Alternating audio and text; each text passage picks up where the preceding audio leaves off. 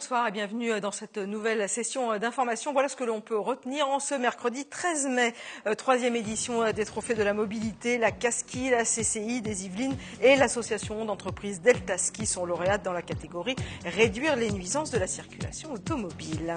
Les régionales c'est en décembre prochain, mais les candidats se bousculent déjà. L'UMP Valérie Pécresse, le socialiste Claude Barthelone et c'est au tour de Nicolas Dupont-Aignan de lancer sa campagne en Ile-de-France. Et puis le 5e prix Poésie Yvelines des collégiens vient d'être remis à une auteure québécoise. 400 élèves de tout le département y ont participé.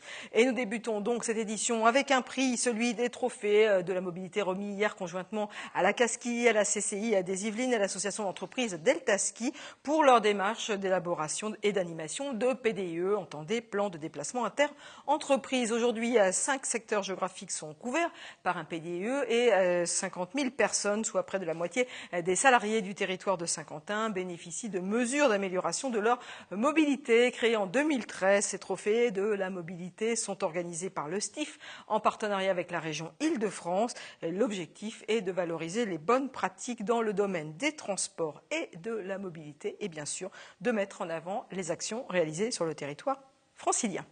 Île-de-France, il en est encore question avec les candidats aux régionales. Les régionales, c'est pour le mois de mars prochain. Après Valérie Pécresse pour l'UMP, Claude Barthelone pour le Parti socialiste ou encore Chantal Joanneau pour l'UDI, c'est au tour de Nicolas Dupont-Aignan pour Debout la France de se déclarer. Mélanie Poquet et William L étaient présents lors de l'ouverture de son QG de campagne à Paris. Pas de surprise, Nicolas Dupont-Aignan est le candidat tête de liste de Debout la France pour la région Île-de-France. La volonté particulière, c'est que je veux qu'on reprenne les clés de l'Île-de-France et qu'on les rende aux Franciliens. Et la deuxième volonté particulière sur l'Île-de-France, c'est qu'on s'occupe des projets concrets, assez des projets mégalomaniaques. Moi, je veux chose simple. Je suis maire de banlieue, je veux que le RER marche, je veux qu'à l'hôpital public, ça ne soit pas le bazar. J'en ai assez des trafiquants de drogue et je vais en Seine-Saint-Denis pour qu'on les nettoie.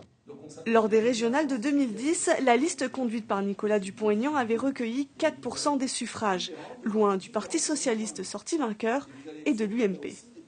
On dit aux Français, il y a autre chose. C'est déjà pas mal. Et c'est un énorme effort financier, un énorme effort de nos militants pour être présents partout. Voilà, on va vous offrir autre chose. Après, c'est à vous de choisir.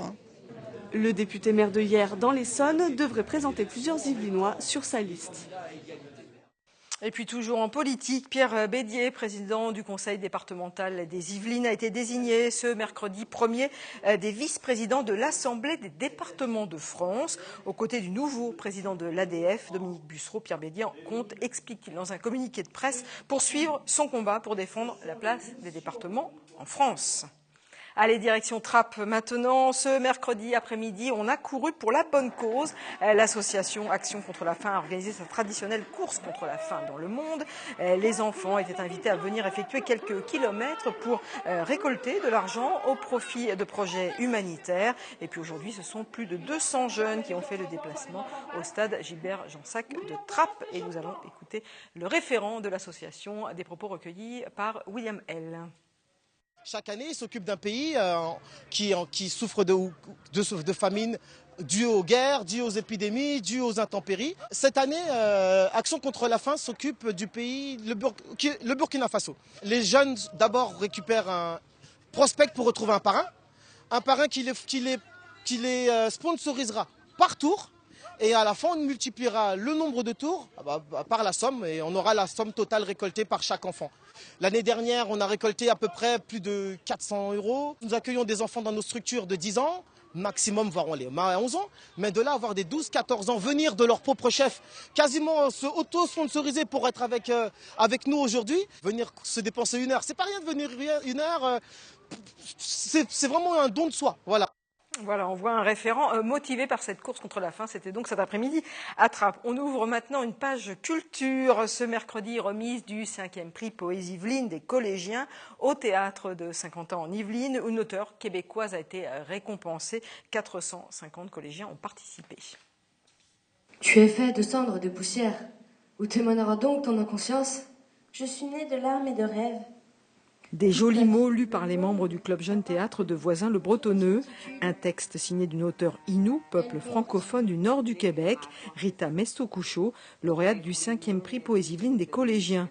L'auteure n'était pas présente pour recevoir son prix, mais pour l'éditeur français qui a publié son travail, c'est une vraie reconnaissance. Rita, c'était aussi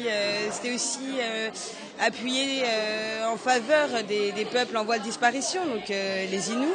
Et aussi, ce qui nous a touchés, c'est sa poésie à la fois très simple, authentique, qui a un côté aussi très chamanique, donc qui parle des forêts, de l'eau, du vent, mais aussi des sentiments comme l'amour, la haine. L'auteur Innu fait partie des 4 auteurs sélectionnés pour participer à ce concours. 13 collèges du département ont été concernés, 450 élèves ont tout sollicité pour lire les textes. On apporte ce plus dans les établissements scolaires de la lecture d'une écriture contemporaine qui parle d'eux, qui parle de ce qu'ils sont, de ce qu'ils font, avec un choix très particulier et volontairement de livres qui ne sont pas obligatoirement des livres destinés pour la jeunesse, mais surtout pas du tout destinés à la jeunesse, pour leur ouvrir aussi à une écriture adulte. Et parmi les élèves qui ont participé au concours, une classe en particulier s'est mobilisée, la 3e SECPA du Collège des Saules de Guyancourt. Ils ont travaillé toute l'année sur un projet d'écriture autour de l'autoportrait. Pour ces élèves en difficulté scolaire, la poésie, c'est exprimer ses émotions. C'est important pour eux, je pense qu'ils ont du mal eux-mêmes à les exprimer, donc de pouvoir lire des auteurs effectivement qui expriment leurs propres émotions, eux je pense que ça les touche particulièrement. Et c'est vrai que nous on a fait le lien après avec les ateliers d'écriture où eux ont pu aussi exprimer leurs émotions. Donc c'est vrai que c'était intéressant. Pour eux, comme ils sont en difficulté scolaire, justement, je trouve que la poésie est plus abordable, plus facilement abordable en tout cas, et les touche plus. Voilà, sur un texte plus court, je pense que plus accessible en tout cas. J'aime bien quand il parle, l'histoire, les rimes. Moi j'aime en fait comment c'est écrit, les rimes et surtout en fait qu'est-ce qu'ils ressentent. On peut voir, on peut aider, on peut s'exprimer avec la personne. Le prix Poésie Yveline est décerné conjointement par le conseil départemental, la Maison de la Poésie et la communauté d'agglomération de 50 ans en Yvelines. Il dote le lauréat d'un prix de 3 000 €. Et justement, la lauréate Rita Mesto-Couchot n'était pas présente ce mercredi à la remise du prix. Toutefois, lors d'une récente venue à Paris, l'auteur Innu a tenu à adresser un message aux collégiens qui l'ont sélectionné. Je vous propose de l'écouter. Dois-je rallumer le feu sacré? Mais toi rallume mon cœur pour que mon esprit se porte mieux. Ce feu doit revivre plus fort pour réchauffer tous ceux qui vivent encore. Ton message est celui de protéger la terre. Je la protégerai aussi longtemps que je vivrai avec elle. Transporter nos rêves, je crois, vers le futur. Ça représente beaucoup pour moi parce que c'est des jeunes qui donnent ce prix. Et je crois que les jeunes qui aiment et qui lisent la poésie sont des grands visionnaires. Je sais que pour moi, écrire dans les 2 langues est un défi parce que ma langue maternelle est en danger. Mais en même temps, je me dis que c'est un beau défi parce qu'on est ouvert au monde. Alors, je parle ma langue maternelle, je chante ma langue maternelle et je me donne ce privilège d'écrire en français pour vous, pour les gens qui lisent le français.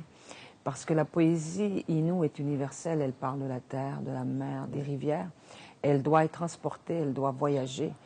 C'est une poésie qui est nomade.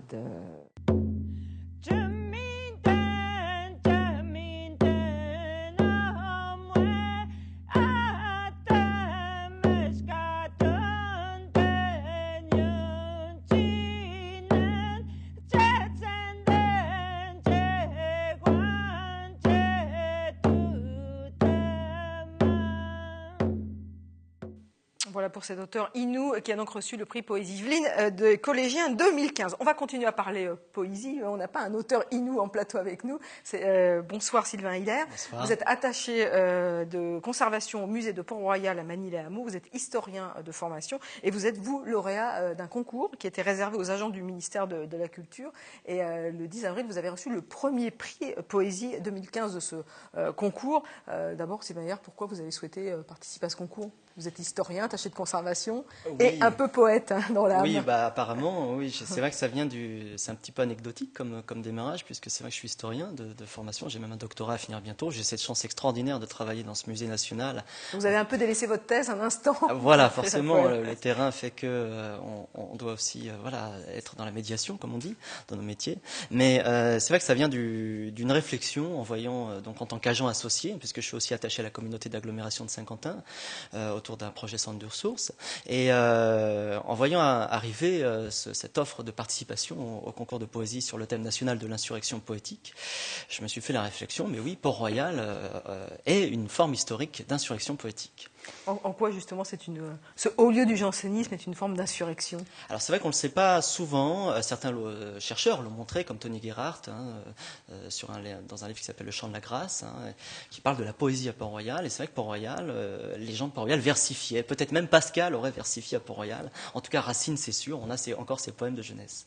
Il y a aussi Boileau, il y a aussi La Fontaine qui ont écrit, parce qu'on ne sait pas, peut-être que d'autres personnes d'autres auteurs célèbres ont aussi écrit sur Port-Royal. Tout à fait. Même Jean de La Fontaine, sa dernière fable connue, c'est le juge-arbitre, l'hospitalier, le solitaire, qui parle en fait, qui serait un hommage au solitaire de Port-Royal. Est-ce qu'on peut justement rappeler ce que sont les solitaires de Port-Royal et un peu l'histoire de ce lieu quand même de résistance qui à un moment donné a été détruit parce qu'il faisait un peu trop d'ombre? Oui, c'est tout à fait le thème aussi de ce sujet, c'est que c'est un lieu qui a un monastère évidemment, qui s'ancre dans une histoire religieuse, une histoire aussi intellectuelle et bien sûr une histoire nationale et européenne, un moment très particulier de construction de ce qu'on appelle le classicisme français, en tout cas de ce moment très particulier de l'histoire de France et d'Europe. Donc Port-Royal va devenir un des lieux clés, un des lieux emblématiques de cette affaire.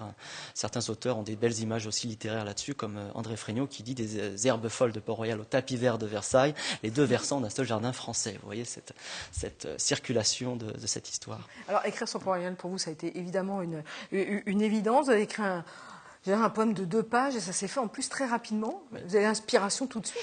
Alors peut-être que ça maturait depuis longtemps sans le savoir, c'est possible, parce que je reste historien, comme je le dis un petit peu en rigolant. C'est une poésie d'historien quand même, donc j'ai pas la prétention, j'ai pas la formation littéraire forcément pour ça, mais peut-être qu'à force de lire et d'entendre des choses, ça nous influence. Et le lieu de toute façon est tellement fort qu'il a sûrement une influence. Et donc c'est vrai que cette poésie s'est écrite en 3 jours parce qu'il y avait des délais de réponse dans les délais du concours, en fait. Et c'est venu en fait d'une discussion aussi avec Jacques Fournier de la Maison de la Poésie. Qui je disais, Port-Royal, ça serait marrant de faire une poésie dessus, puisque ça pourrait correspondre au thème national. Il m'a dit, vas-y. Alors, je me suis senti obligé d'y aller, et apparemment, j'ai bien fait. Et voilà, vous avez fait 2 pages, et vous avez reçu le premier prix. Est-ce que vous pouvez nous en lire un extrait? Oui. Parce qu'on ne va pas lire tout le poème, qui est long. Oui, c'est 2 pages, mais très dense, c'est vrai. Ouais. Est-ce que vous pouvez nous en lire un extrait? Alors, peut-être la fin, parce que oui, voilà, je pense qu'il y a des gens qui vont découvrir des choses, et allez, je vous laisse lire. Aux sources occultes du classicisme, c'est donc bien cette insurrection, un jour baptisée jansénisme, qui attira ici notre attention. On pourrait dire encore bien des choses sur les échos multiples qui continuent à résonner d'une expérience humaine loin d'être close jusqu'aux portes de notre actualité. Comme au discours enflammé d'un certain président Herriot, dans les pas de Grégoire, Sainte-Beuve et même Victor Hugo, qui, à la ruine du pays au sortir de la Deuxième Guerre mondiale, scandait « l'âme de la France et la leçon de Port-Royal ». N'a-t-on jamais dit la chose de manière plus magistrale?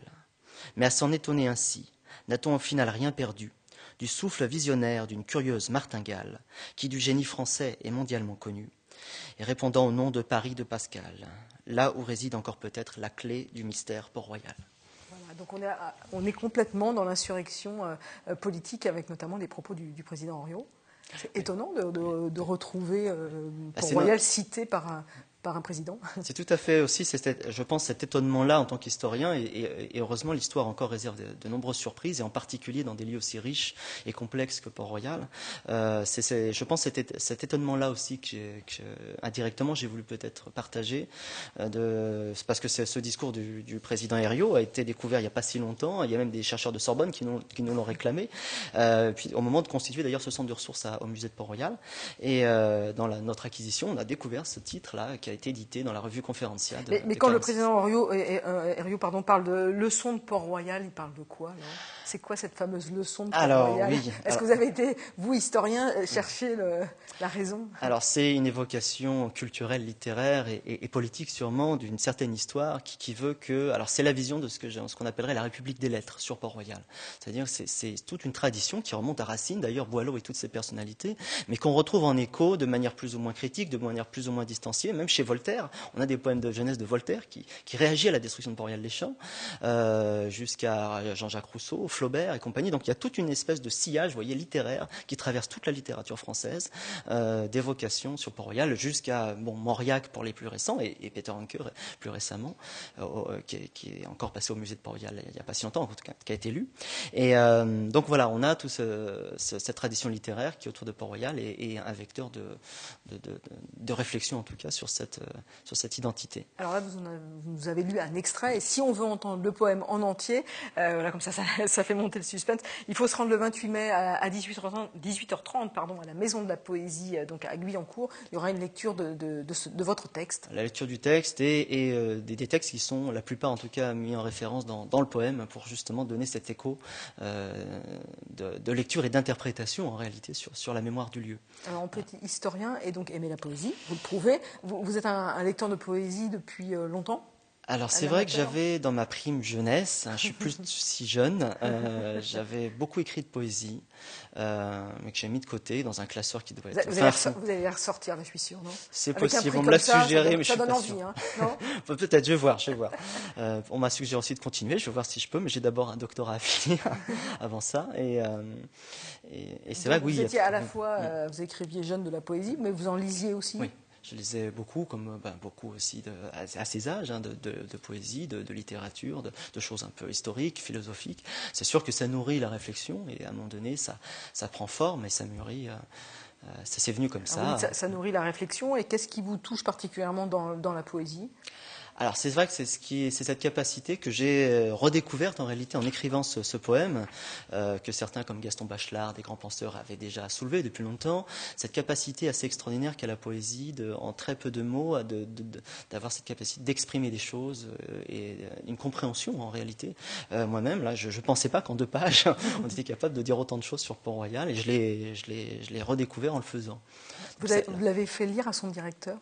Philippe Luet, qui sera en plateau tout à l'heure dans l'émission. Oui, bien sûr. Et alors, il en a pensé quoi ? Écoutez, je crois qu'il vous le dira de lui-même, mais bien sûr, c'est lié aussi à cette expérience du lieu, ces collaborations extraordinaires qu'on a sur ce lieu, et ces lieux pleins de projets, de richesses. Hein, il vous en parlera 10 fois mieux que moi. Je vous poserai la question dans quelques instants à l'émission de Kiosque, qui viendra nous parler cette fois de la nuit des musées. Avant de se quitter, on va écouter un micro-trottoir. On est allé dans les rues de Saint-Quentin en Yvelines pour demander aux gens ce qui les touchait particulièrement dans la poésie. On va les écouter, ça correspond à ce que vous venez de nous dire. La musicalité, c'est agréable à lire, oui. C'est surtout les mots, en fait. Moi, je suis très attachée à la langue française et à l'harmonie des mots et à l'usage qu'on peut faire avec les mots. Donc, je trouve que la poésie, c'est une belle manière de rendre hommage à notre langue qui est très belle et dont il faut prendre soin. Les vers qui font, les rythmes qu'il y a, je ne sais pas, moi, qu'est-ce qui me touche dans la poésie ? C'est le côté un peu secret. Les mots. La façon dont ils sont disposés, la façon dont on les utilise, voilà, ça touche. Les sentiments, l'amour principalement. Voilà, on comprend bien ce qui touche les Saint-Quentinois, c'est les mots et l'émotion, c'est ce que vous disiez il y a quelques instants. Alors la suite, vous avez dit, est-ce que vous allez ou pas continuer l'écriture ? C'est une envie oui, parce que je présume que les réactions ont été nombreuses. Quand on reçoit comme ça un premier prix de poésie, les réactions doivent être nombreuses. Il y a des réactions qui font bien sûr plaisir, notamment de la part de collègues de Sorbonne ou même de l'Institut de France avec qui on travaille dans le cadre du musée, qui sont des spécialistes de cette histoire de la poésie, qui ont vraiment apprécié la chose, et aussi des personnes impliquées dans les associations, des collègues bien sûr. Peut-être un recueil complet de poèmes de Sylvain Hilaire qui va donc sortir de ses tiroirs les poèmes qu'il a écrits quand il était On va attendre quelques années. On va encore attendre. En tout cas, si vous voulez entendre les lectures de ce poème qui a reçu le premier les prix de poésie 2015 du ministère de la Culture. Rendez-vous donc jeudi 28 mai à 18h30 à la Maison de la Poésie. Merci beaucoup Sylvain Heller d'être venu sur le plateau du journal. Et si vous voulez connaître un peu mieux de choses sur le site de Port-Royal des Champs, donc à Magny-les-Hameaux, on va en parler dans quelques instants avec dans Kiosque, l'émission culturelle avec son directeur Philippe Luet. Je lui demanderai ce qu'il a pensé de votre poème. Merci beaucoup Sylvain Heller. Allez, on va continuer à parler culture ou plutôt agriculture. Paris Fermier, une initiative originale. Les producteurs fermiers vendent directement aux consommateurs. Une opération proposée à la Bergerie nationale de Rambouillet. Les bons produits sont dans le pré. William L. au commentaire. Foie gras, huîtres ou fromage, du sud-ouest à la Normandie, en passant par les Alpes, le terroir français était à l'honneur ce week-end à Rambouillet. À l'occasion du Paris Fermier organisé par l'association nationale Citam Fermier, plus de 100 producteurs français membres de l'association sont venus promouvoir leurs produits. Daniel est producteur de foie gras dans le Pays Basque et vient ici depuis 5 ans. On vend pratiquement toute la production en vente directe et on en profite pour revoir les clients qu'on a sur Rambouillet et dans les alentours. C'est pour ça qu'on vient ici. On est habitué à faire des salons avec beaucoup de revendeurs et des toutes fortes. Ici vraiment c'est trié sur le volet et c'est vraiment que des producteurs. Tous les gens que vous voyez ici, ils font leurs produits eux-mêmes. L'opportunité de nouer le contact entre consommateurs et producteurs, c'est le cas de Christian, producteur d'huîtres. Il est ici pour la première fois. C'est des collègues qui m'ont démarché sur d'autres marchés de producteurs de pays et qui m'ont dit qu'il faut venir à Rambouillet. Donc voilà. Et pourquoi il faut venir à Rambouillet? C'est un événement important ici? Parce qu'il manquait d'huîtres déjà. On est deux à l'automne, mais au printemps ils n'en avaient pas. Donc il fallait voir, essayer pour voir si ça pouvait marcher. Le Paris Fermier, c'est avant tout un gage de qualité du produit avec une grande diversité de l'offre. Des visiteurs habitués qui reviennent chaque année. Pour eux, c'est aussi l'occasion de goûter avant d'acheter. Il y a des produits que je cherche particulièrement, donc là il y avait du miel qui m'intéressait, donc j'ai goûté et voilà, et je vais acheter après. Je trouve que c'est de très bonne qualité, il y a des choses vraiment bien, des produits de terroir, donc après on peut trouver, il y a beaucoup de choses, il y a de la charcuterie, du fromage, du vin.